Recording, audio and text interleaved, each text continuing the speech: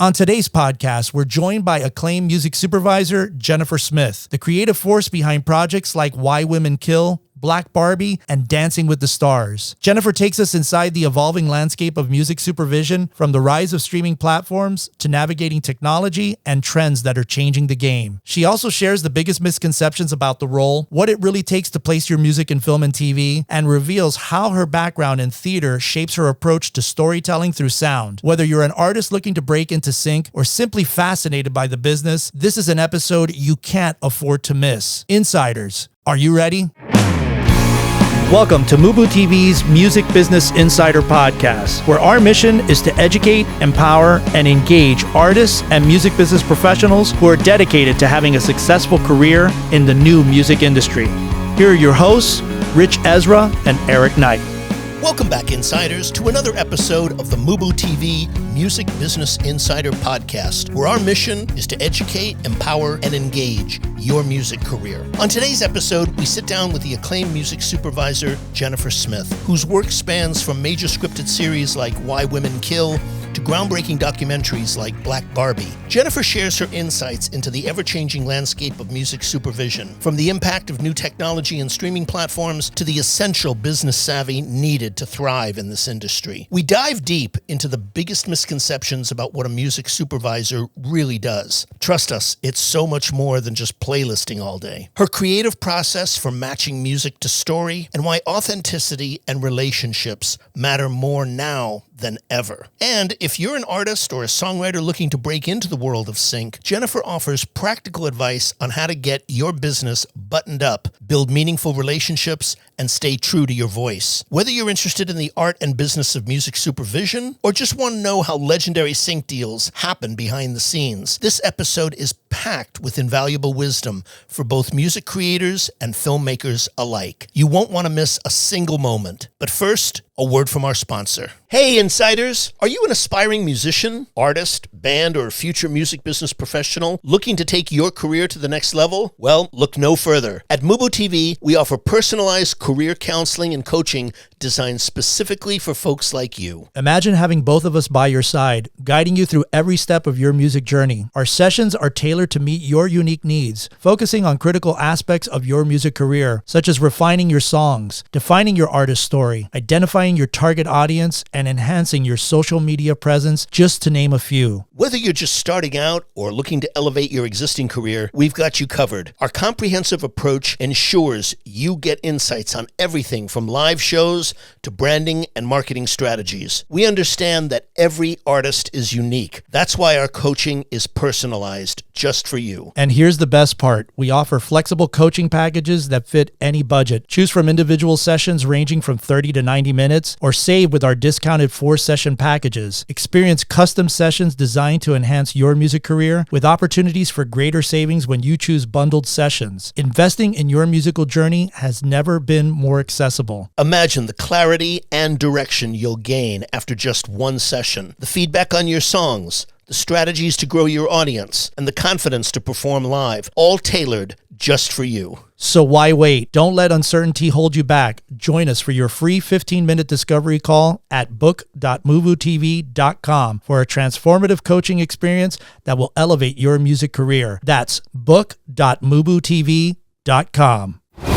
Hi, this is Dave Wallace, A&R from the Mushroom Group and Futures Music Group, and you're listening to the MUBUTV Music Business Insider Podcast. Welcome back, Insiders. Today's featured guest is music supervisor Jennifer Smith. This was a fascinating conversation, Eric, on a lot of levels. You know, first of all, her background I thought was so interesting. She comes from a theater background, which really helps her in her work in terms of identifying story, structure, so forth. One of the more interesting things that I thought she said, which really stuck with me and hit me hard as an educator, you know, which I've been most of my life, is she talked about lifelong learning, that is key. You know, the whole thing of continuously investing in your education and understanding, you know, the changing industry that we are in today. This is the whole purpose of MUBUTV, to educate and empower artists. Right. Today, the responsibility of keeping abreast of the elements of your career, ladies and gentlemen, is up to you. All the tools are there. This isn't, some business that's hidden behind some Byzantine wall and you need $400 for a,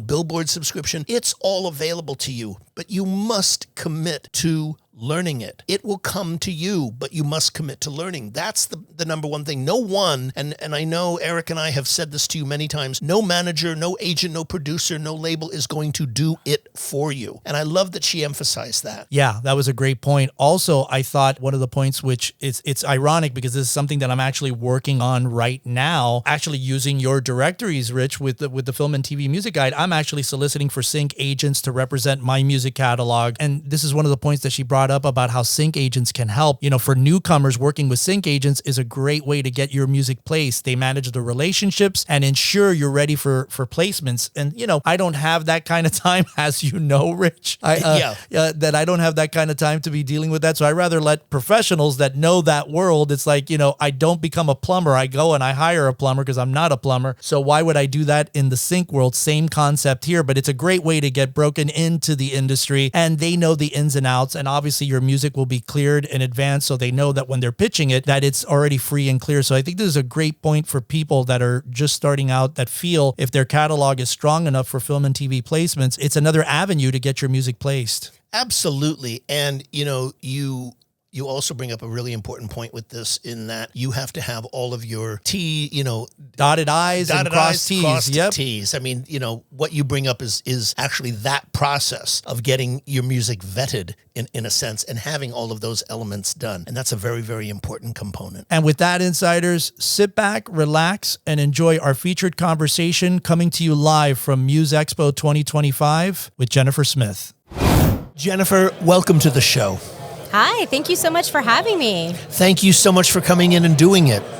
Jennifer, with the rise of so many more outlets, streaming platforms, and changes in how music is licensed for film and television, from your perspective, how has the landscape of music supervision changed in recent years? What are you seeing? Just like any craft, especially in entertainment, you have to be up to date with technology and trends. If you kind of go from the landscape of, from 20 years ago, it was XYZ, you'll never be successful in this industry. And whether we like it or not, technology is a big part of our industry, whether it's in front of the camera, behind the camera, or even doing music supervision, having to understand how these different things work. So part of being in this industry is understanding, not being so combative about what does this mean. Yes, we do not like everything that's going on, but we have to be up to date with what's going on and figure out how to work together, whether you're working with licensors, whether you're working with productions. So there's not really a good answer about how to stay up to date, just continuing your education and understanding how those different projects work. For example, in a project I did recently, we had to use some technology in order to create content, right? Not in the sense of generative AI, but more non-generative AI in order to do storytelling. But you have to be very transparent with your licensors about how that's working, right? Because again, it's very scary. Technology is so scary. We're doing technology right now, everyone. Ooh. Right. Right. Exactly. So it's about being straightforward, being honest, and continuing your education about that. Because this craft isn't going anywhere, but if you have an old school mindset, even old school in the sense of 5 years ago, you're not going to be successful moving forward. Absolutely. Yeah, I think that's really an honest answer to that, because I think a lot of people are wrapped up, this is the way it used to be, and 100%. Yeah, 100%. yeah, so I think that's really great. Jennifer, thank you so much for joining us on the show. I wanted to ask you, what are the most common misconceptions about the role of a music supervisor? Oh my gosh, I get this question all the time, and I feel like every music supervisor. So I think one of the biggest misconceptions is I sit and listen to music all day. I mean, I haven't done that since, I was a teenager in my room, or middle school or elementary or anything. So a big misconception is that we just playlist all day. Also, another misconception is you don't have to know the business behind this craft. Because if you don't know the business, you can't be creative. If you're creative and don't know the business, you can't do both. in the 90s, the 2000s, you could be 100% creative. But in the current world we live in with technology, how things are distributed, all the different things, you have to know both, right? And a big misconception is we playlist, you don't have to know the business, and also that you don't like music. Some people say, oh, music supervisors don't like music. And I was like, say what? That was a new thing I heard like 6 months ago. They're like, oh, they just like do research and just do like clearance. They're not creative. And I was like, excuse me? You have to do both. Wow, that's an interesting perception. It's obviously not from somebody who's remotely aware of movies or TV or how anything in production is done. Well, to be completely honest, production is such a collaborative process, right? Yeah. You're working with the director, your showrunner, your advertising agency, your brand, your video game people, all these different things, that it is a collaborative, right? A common misconception also is that I'm the final decision maker.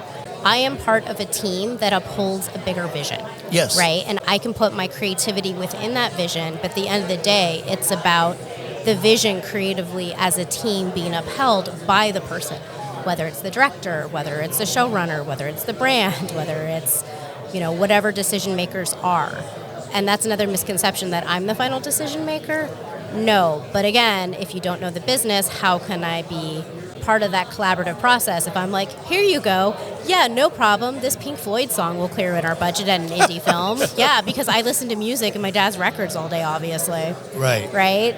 And then that doesn't help you do your job, and if anything, it hurts your job. Yes, absolutely. You've worked on a wide range of projects, from scripted series like Why Women Kill to documentaries like Black Barbie. How does your approach to music supervision change depending on the medium, and are there challenges in adapting your music choices to different storytelling formats? Yes, actually. So in scripted television, we're dealing with story, we're dealing with characters, we're dealing with environments, we're dealing with, a fake world that we're creating. We're creating a brand new world that does not exist, right? And when we're doing scripted stuff, you can be a little more creative in certain ways, because it's not a real person, it's not a real event, it's not a real anything, right? We're creating something beautiful.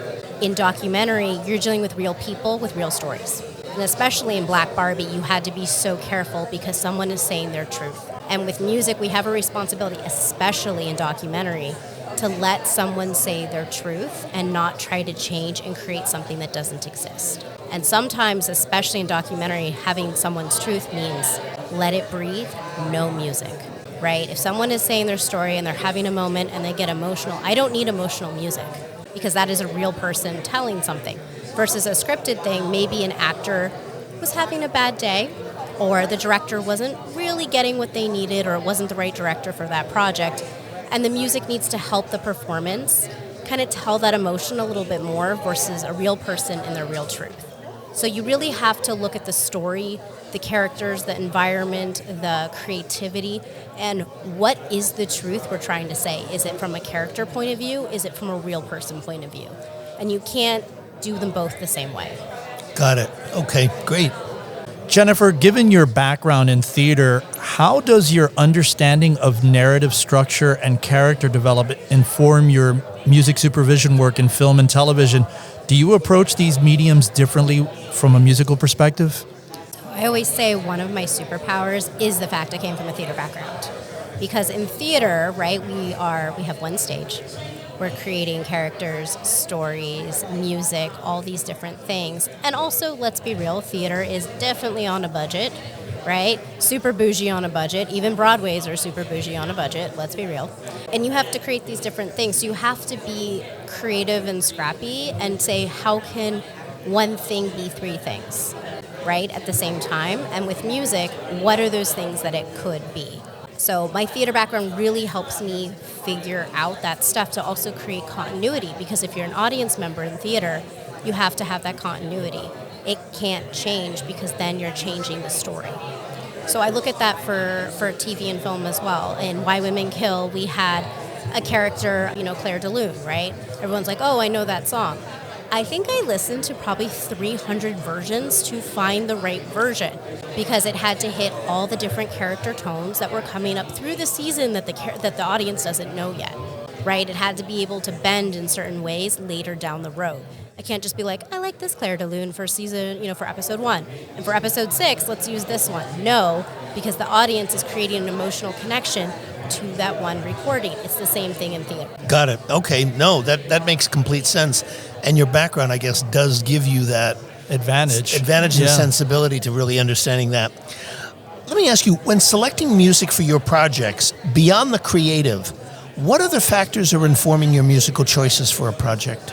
I have this, I feel like I need to make a t-shirt that says, get your business buttoned up, right? So no shenanigans, least shenanigans as possible. Business being buttoned up is really important from a creator side, a music creator side, and also relationships. This entire business is on relationships. With the way, the internet is and how music you can put out, like pretty much anyone can release music nowadays, and you don't need an expensive studio, which is great from a technology perspective because it's no longer an economic barrier for great talent that it was before. However, if your business isn't buttoned up, I don't want to work with you, right? So this is a relationship business, and you really have to do that. So if I have 2 great songs, Rich, you sent me a song, and some person, and both of them are great, but I know your business is buttoned up, I'm going to use your song, right? I'm going to be like, this is the song. This is the song. Maybe the other song might be a little edgier, but I'm like, I don't know, in my gut, I know it's the other song because there's no shenanigans. I got to protect my production.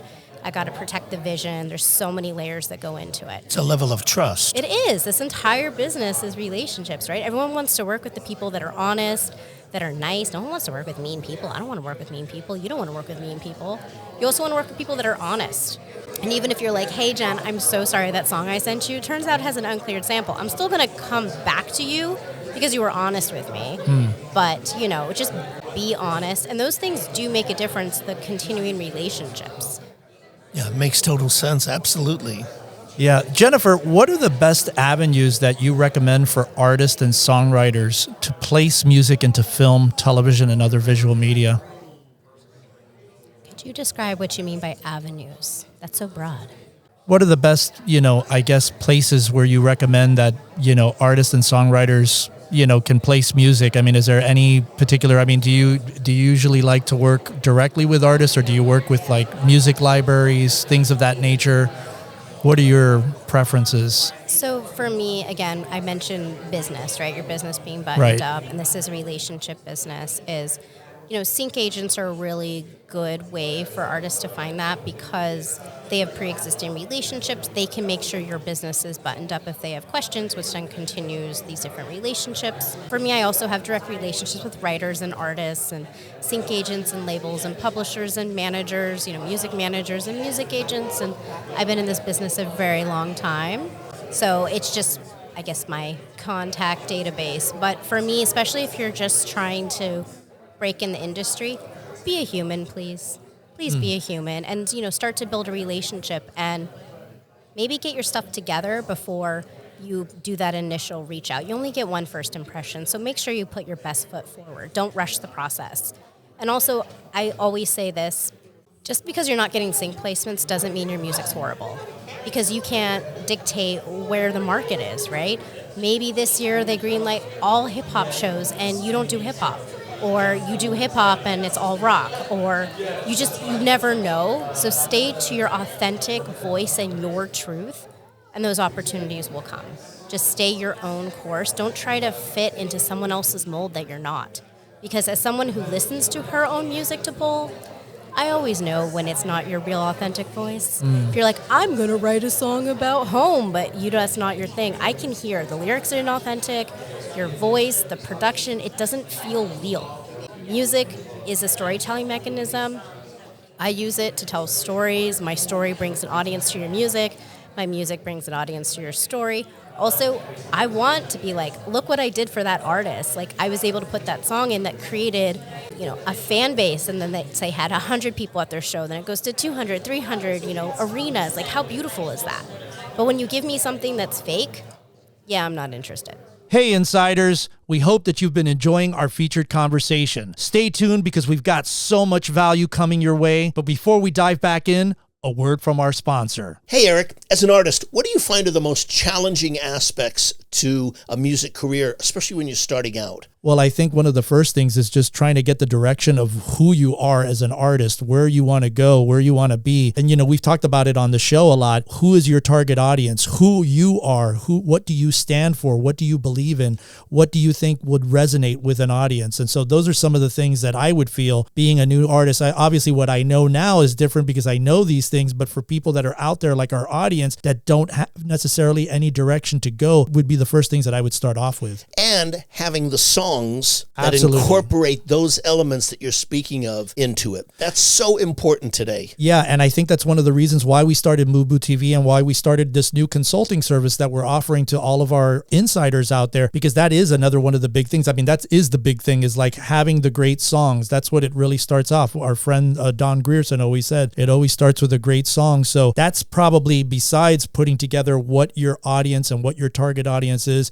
the single most important thing. Where are your songs at currently today? Are you collaborating with people? Are you trying to go out to networking events where you can connect with other songwriters and stuff like that? So yeah, and what are your strengths? Exactly. Are you a strong lyric writer? Are you a strong melody writer? Are you a strong musician, a player? Right. And it's really important to get really strong clarity on those issues before proceeding. I totally agree, Rich. And, with our consulting services, we offer a myriad of different packages and we've made it super affordable for everybody. So, if you guys are interested out there in connecting with us on a coaching call, you can visit book.mubutv.com and start off with a free 15-minute discovery call. Well, yeah, absolutely. There we start with an initial 15-minute call where we can get a sense of who you are, what are the issues that you specifically have, right, and want to work on. Exactly. And we can go from there. Absolutely. Yeah, and we tailor everything to your needs. It's not like a cookie cutter thing. We kind of really want to get to know who you are as an artist, where you at today, what's the snapshot of you as an artist today, and then start trying to craft something that's tailor-made for you. So again, if you're interested, visit us at book.mubutv.com for your 15-minute discovery call. Hi, this is Joe Zook, independent mixing engineer. Are you an insider?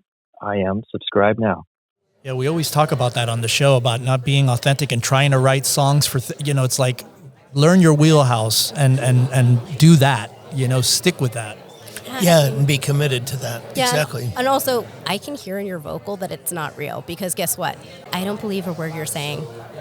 Oops. Yeah. I can tell. Yeah. Very important that, and very few people talk about that level of credibility where, when you listen, I mean, I learned that many, many years ago, the whole act of what they call critical listening, where, and one of the things about vocals is, do you believe that person believes every word they're saying? And there are some singers where it doesn't matter what they're singing, they're completely committed to it.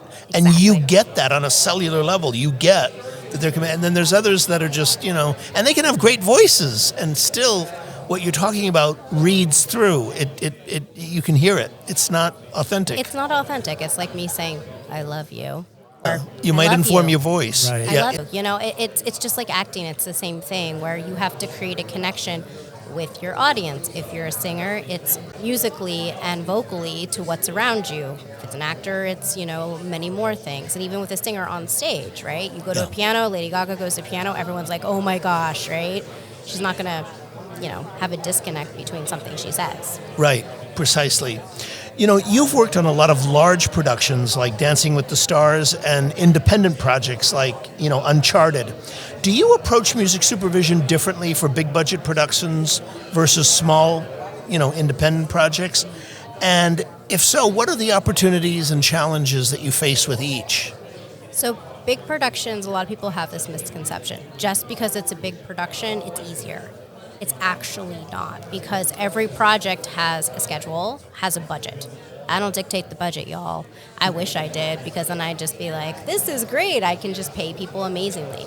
So some of the challenges on a big budget is that people have this conception, like, you must have so much money, but you have to allocate it a certain way. So that's a little bit of a difficulty, because people think you're lying when I'm like, this is a big show. How do you not have, $1 zillion or 6 figures for this? And I'm like, I just don't, right? And so it's having to combat this kind of misconception. And another misconception, even if you work on a big show that's on a network, that they think it's a lot of money, or a small show on a network, it's a lot of money. Every project's unique and different. On something that's more independent, you really got to be even smarter and scrappier. And again, also in independence, people think you're trying to devalue music. I'm sorry, I only have $1,000. No, I am not trying to take advantage of you. I'm really not. I wish I had more money, but it is what it is. And there's no such thing as like bad placement. If you're a small artist, even a big artist, I've worked with big artists on small independent films that they love the story, they love the film, they love the filmmaker. Like Jen, I was like, really? I think you guys would love this film and this scene. Just listen to, hear me out, read the script, right? And they're like, this is great. I'm sorry, I only have not that much money for what your songs normally have. And they're like, it's okay. I believe in the bigger vision. And on the flip side, smaller artists think I'm devaluing their music. That's not true, because guess what? I will come back when I have more money. Oh, I remember this person really on so-and-so's first film, or it was a really good film, and it just didn't have a lot of money. Now on their second, third, fourth film, we have a bigger budget. Hey, director, do you remember on our first film, these people really helped us out and with that music? I think we need to go to them first to see if they have something that could work, right? See if they have something you love that could work. Right? We always pay it forward. Every music supervisor does it. We have this, every supervisor has our little list of people that we call it the homie list of who helped us out or who was really, flexible. We really need to pay it back somehow. It might be next year, it might be 5 years from now, who knows? But we always remember who works with us and we always come back.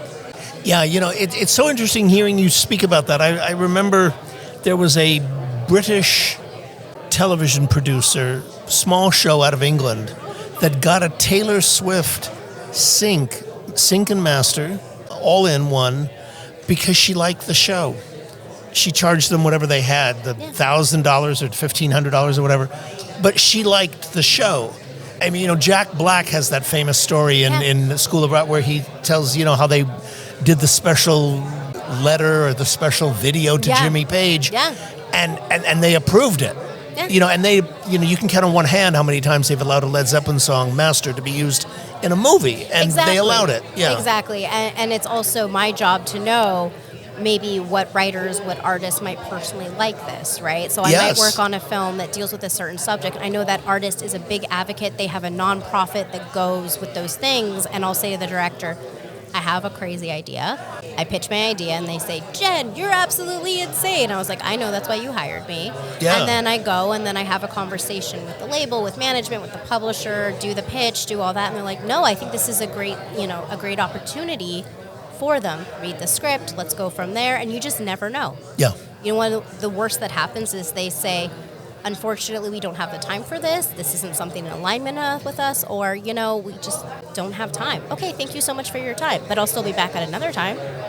Yeah, precisely. Do you remember the movie Forrest Gump? Of course. Okay, Forrest Gump has the very famous story and it was in an era when, music supervision was a little different.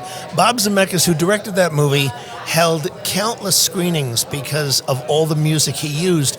And it was he didn't have, even though it was a huge budget, he did not have the kind of money for that. So he held all of these special screenings for Jackson Browne and Bruce Springsteen, so that they could see the context that he wanted to use their music in. And he said in 98% of the cases, it went through. The soundtrack was a double albums. Yeah. I know. Double disc soundtracks. That's a whole different era. Yeah, and those are iconic songs, and those are iconic. Well, exactly. Iconic. And they had to go through a period from the 50s to the 80s. And so it was a lot of material. Exactly. And he used classic stuff in that movie. Exactly. But he got the permission because he took the time to do what you're saying, to build those relationships. And that's a lot of work to have a screening for Jackson Browne, a screening for this one. Next week I got to do 2 more, and it's endless. Well, and it's a lot of work on our time, and maybe I know every music supervisor is different, but for me, I really lean into the creative and I love a puzzle. So, okay, we only have this amount of money because it is an indie film, and the new world that we're living in, how distribution works is different than even from 5 years ago. And understanding what's the music side point of view, what's the filmmaker side of view, and how do we make it work in this creative vision where everyone feels valued and heard and understands each other's plight. Jennifer, has the global nature of film and especially television influenced your work as a music supervisor with regards to your choices of music in terms of catering to more culturally diverse audiences? I think it just depends on the project, right? I'm, again, because of my theater background, how I look at story and characters and era and all these things, or if it's a documentary, who's the people, right? Where are they from? Where did they grow up? Like, I ask crazy questions sometimes just to get an idea of a vibe of a real person, or I'll do research on them, or all these things. And I love the internet. You know, I'm of that era of the LimeWire. So, you know, you guys can start doing the math, right? I don't look it, but I definitely am. I would have never guessed. I know. Good jeans and sunscreen. And with the internet and having access to different things, you can really learn different things. And I also am like, oh, because I'm a nerd, who's this producer? Who's this songwriter? Who have they worked with? I don't even know this person. They're from South Africa? That's cool. You know, I've worked on projects where, okay, it takes place in Detroit. So it's really important to understand what was the sound of Detroit in the 70s. And I just go down a crazy rabbit hole. Or, you know, those things are really important to me. As a viewer, you may not know, but I know. And it's very important to kind of make sure the story is authentic in whatever voice. So making sure it's culturally appropriate and also having those conversations. Some directors say, Jen, I just don't care. This is what I want in my vision. And I say, I hear you. I respect you. Let's do your creative vision, right? I don't try to force my things, but it is a push and a pull. And that's why they hire me, is because I bring something to the table and I uphold their vision, but also I will challenge them a little bit. They're not going to, you know, if they want someone who's like, yeah, everything is your idea is great. I'm like, that's great. However, I have a weird idea. Just take a listen real quick. Like, oh, that's interesting. Thank you for sharing that. Or thank you for sharing it. It was interesting. But I want to go back to my idea. I'm like, okay, sounds great. Moving on, right? Yeah, absolutely.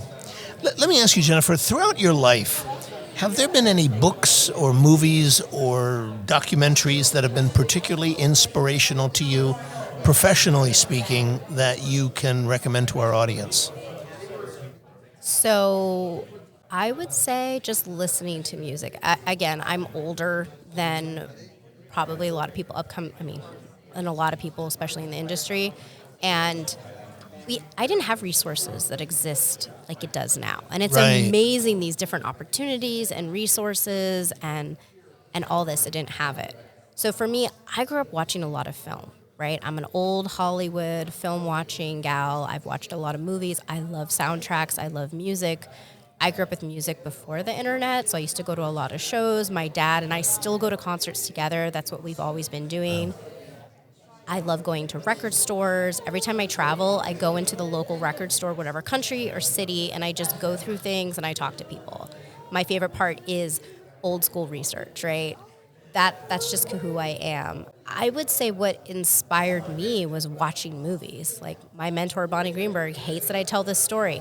My best friend wedding changed my life as a kid, right? Okay. Right? Yeah. I did it in the talent show. I did Say a Little Prayer for You at the talent show with my girlfriends, right? You know, this is Famous scene. You know, talk about theater and music being put together with film. my God, yeah, with a classic song. Exactly, right? Yeah. And for the audience, don't read just the creative books, read the business books, right? And I know they can be a lot. Sometimes they're a lot for me because I still read them and I still go to panels to this day.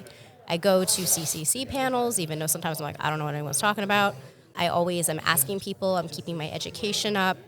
Continue your education even as you're working and have conversations with your colleagues, right? Your fellow music makers, your fellow supervisors, your fellow A&R people, your whatever it is, right? Continue those conversations. Don't be in a silo.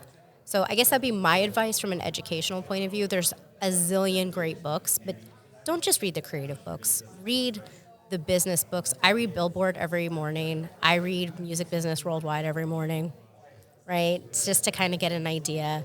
I read IndieWire, you know, I read all those different things. And it's just, I guess it's the modern newspaper drinking coffee idea. Yeah.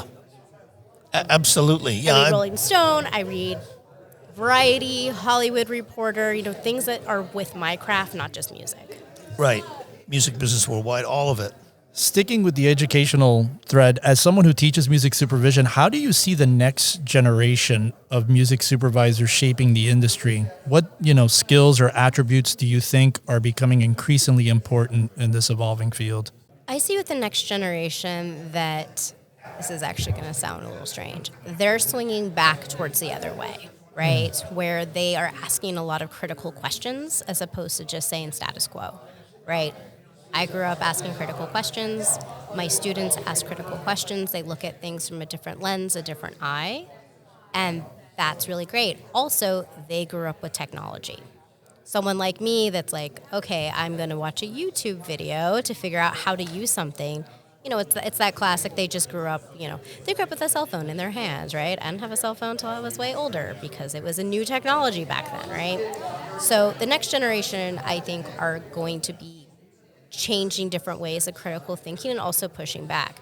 We are of a generation that did not put those boundaries in. Yes, I'm a lot better now. But this next generation, what they're going to move the industry in is advocating for themselves better, not accepting being treated a certain way versus our generation just grumbled about it but didn't do anything.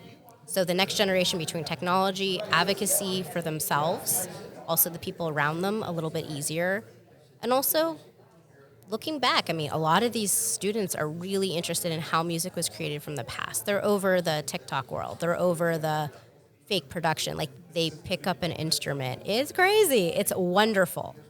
But just continuing with pushing the envelope in those ways about taking care of themselves first, I think is really going to help the industry and the craft overall for everyone around. Okay. Jen, what is the best way for people to reach you? Is it through your website, through your socials? How? You can shoot me DMs. I'm at Rat Dance Party, so, Which I love that name, by the way. Rat Dance Party, yeah. Or you can just, contact at ratdanceparty.com. Again, I am a human, so don't take it personally if you never hear from me or you hear from me a year later or something. I am a human. I have stuff going on. It's nothing personal. Okay. We want to thank you so much for taking the time to do this. This was really insightful and wonderful. Thank you for having me. This was a lot of fun. Absolutely. It was a lot of fun having you and enjoyed the conversation immensely. Thank you. I enjoyed it as well. Thank you.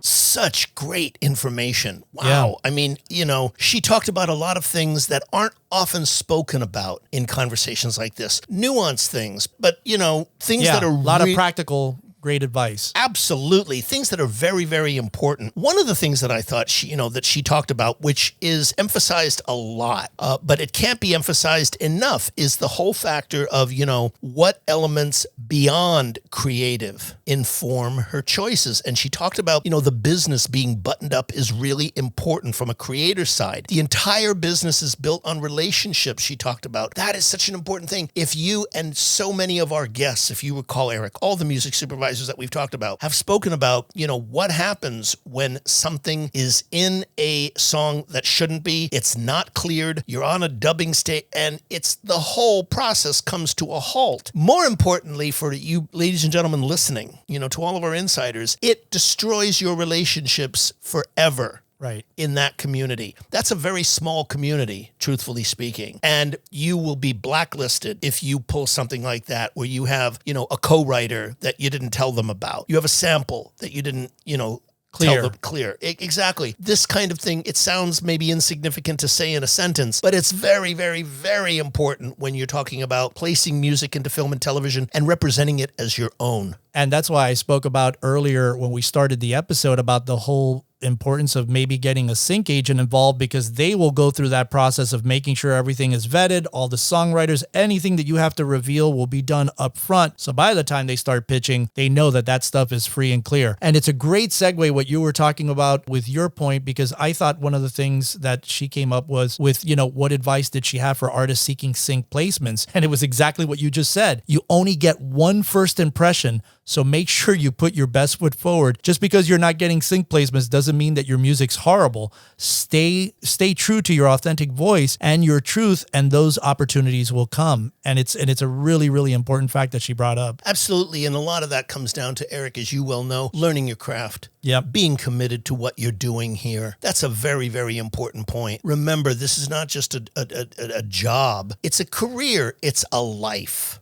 Hey, insiders, thanks so much for tuning into this episode. We really appreciate it. To get show notes, links, and everything that was mentioned during this interview, head on over to our official website at MUBUTV.com/podcast/show notes. If you're enjoying the content and what we're doing here on the show, please subscribe to the podcast on Apple Podcasts, Spotify, or wherever you listen to podcasts from. And don't forget to rate and review our show at iTunes. 5-star reviews are always welcome and help to ensure that our podcast stands out on the top-rated and new and noteworthy charts on iTunes and our space. You can also find us at social media at Facebook, Instagram, TikTok, and Twitter X, all ending with the handle MUBUTV, which is spelled MUBUTV. Don't forget to catch our flagship show, the MUBUTV Music Business Insider video series, airing every week on YouTube at youtube.com/MUBUTV. This show was produced and created by Rich Ezra and Eric Knight. Theme music by Disciples of Babylon, and be sure to tune in next week for another episode of the MUBUTV Music Business Insider Podcast.